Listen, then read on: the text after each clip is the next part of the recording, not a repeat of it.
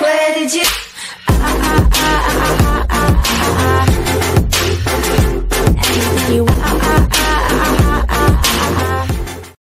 Is the terminal meltdown of silver underway? A bearish brew of a strong US dollar, higher interest rates and firmer economic growth are all creating formidable headwinds for precious metals. Even fears of an emerging market crisis and Trump's inflammatory rhetoric regarding trade have all failed to breathe life into gold and silver. While gold recently recovered to be trading at over the psychologically important $1,200 per ounce mark, silver remains stuck below $15 an ounce and plumbing prices not seen since the massive commodities slump of early 2016. This has led to claims by some analysts that it offers a stellar investment opportunity because it will rally substantially. It is difficult to perceive any positive catalysts for silver that will act as a powerful tailwind for the precious metal, however. Now what? Among the most significant problems facing silver is that the traditional relationship with gold appears to be breaking down. This is because unlike gold, it possesses considerable utility that sees it consumed in a wide range of industrial applications because of its conductive properties. These include the fabrication of electrical and electronic components, photography and solar cells. Nonetheless, industrial demand for silver has not risen as strongly as predicted, and in fact between 2013 and 2017 demand was 1% lower. This was primarily because of declining consumption in electrical and electronic processes, which had fallen by a notable 9% over that period and a whopping 12% reduction of its use in photography. Even the rapid growth and demand for its employment in the fabrication of photovoltaic cells failed to make up for this drop. There are signs that industrial consumption of silver could fall further as manufacturers seek lower-cost substitutes. There has also been a sharp downturn in demand for silver bullion for investment purposes, with the consumption of silver in coins and bars plunging by 37% between 2013 and 2017. This can be attributed to a range of factors, key being a saturated retail investment market in silver bullion and the massive surge in the popularity of Bitcoin as well as other cryptocurrencies.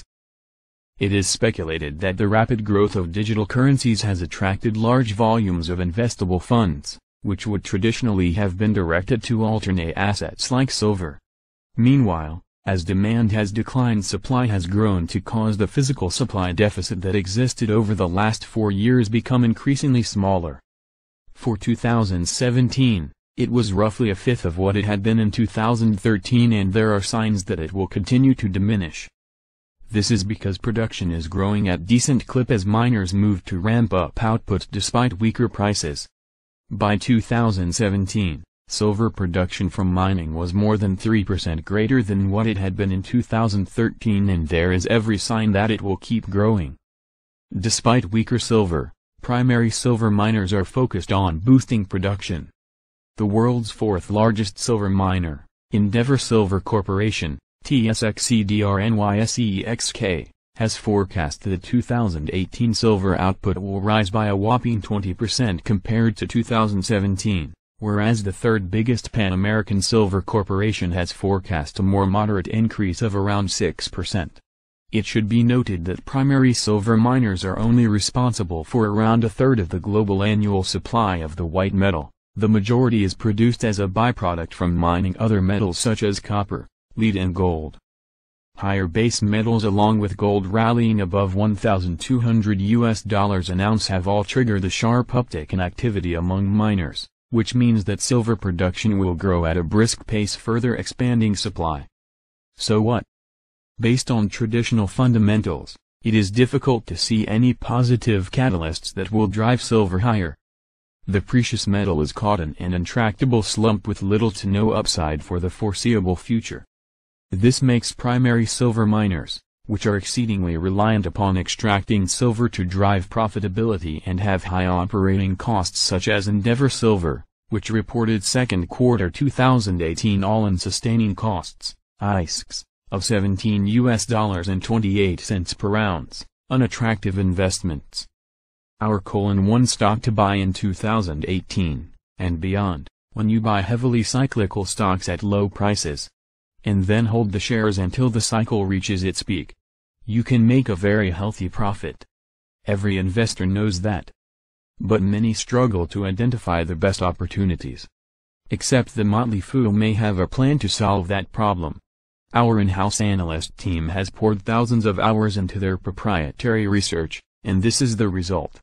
Our top advisor Ian Butler has just identified his number one stock to buy in 2018, and beyond. The last time this stock went from the low point of its cycle to the peak.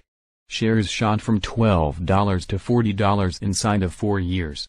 That's an 300% plus return. And if you missed out on that ride, today might just be your second chance.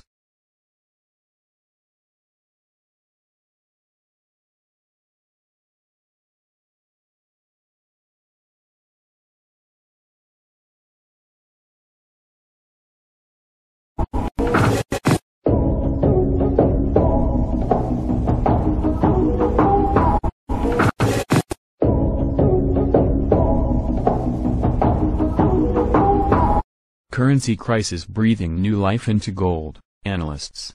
A Turkish currency crisis that could spread to Europe is breathing a bit of life into gold as a safe haven asset.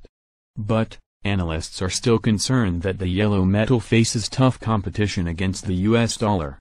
Bill Baruch, president of Blue Line Futures, said in an interview with Kitco News that the gold market could be close to reversing its downward trend as investors are starting to see value at current prices.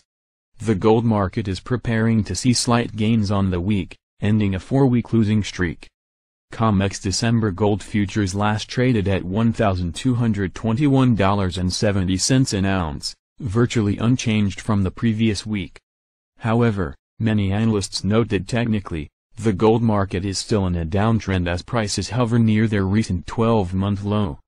Gold is still down, but we think a tailwind is building in gold, said Baruch. We see value at these levels and we are buyers right now, protecting our position with put and call options. Renewed buying interest in gold picked up Friday as the Turkish lira fell to historic lows overnight. The US dollar is up more than 22% against the lira.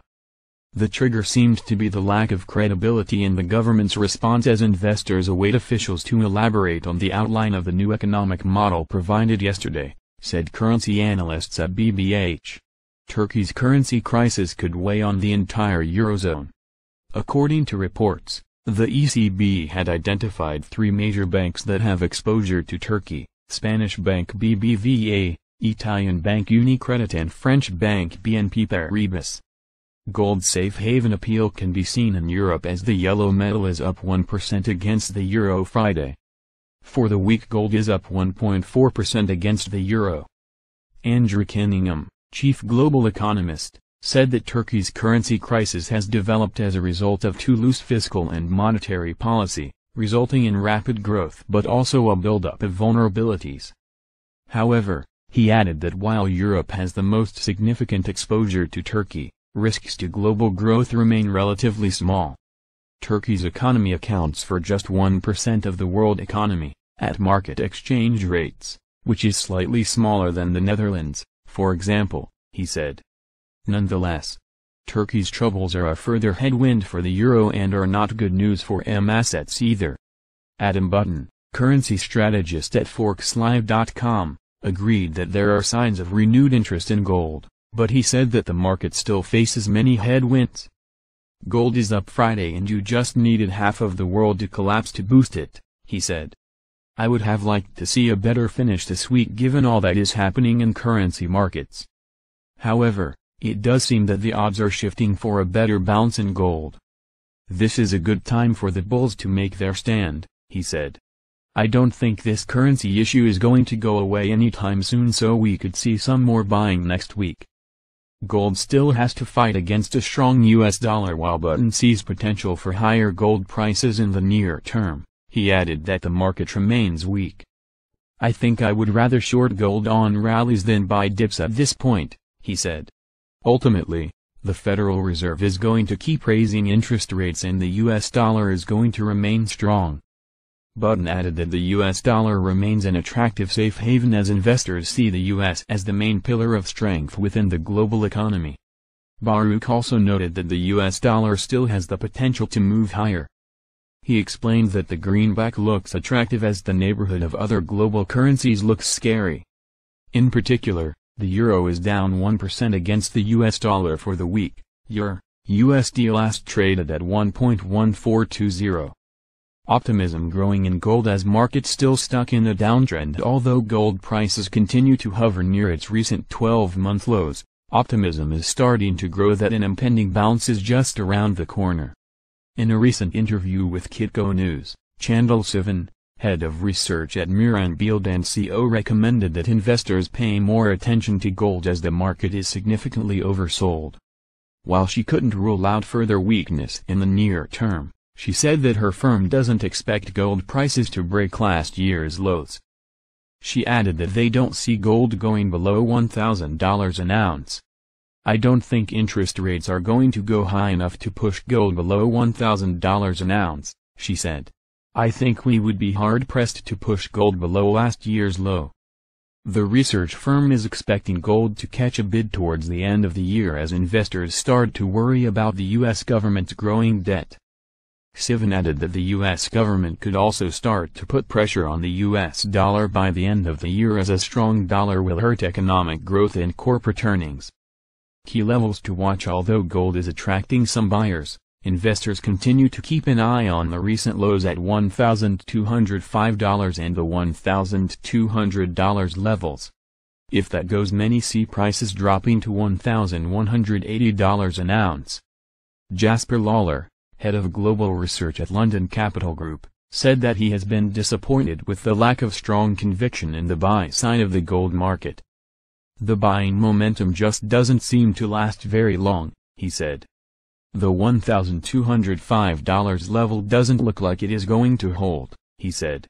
Looking ahead, Lawler said that he would need to see a decisive break above $1,220 an ounce before he thinks investors are confident that the market has bottomed. Baruch said that he is watching the $1,227 level.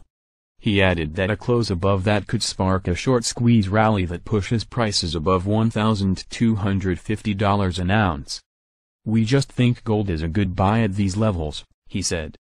"You want to own it now because with all this uncertainty we could wake up one morning and gold will be $20 higher."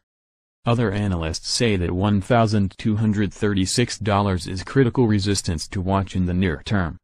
In a recent interview with Kitco News, Ale Hansen, head of commodity strategy at Saxo Bank, said that gold ultimately needs to push to $1,300 to attract new investors to the marketplace.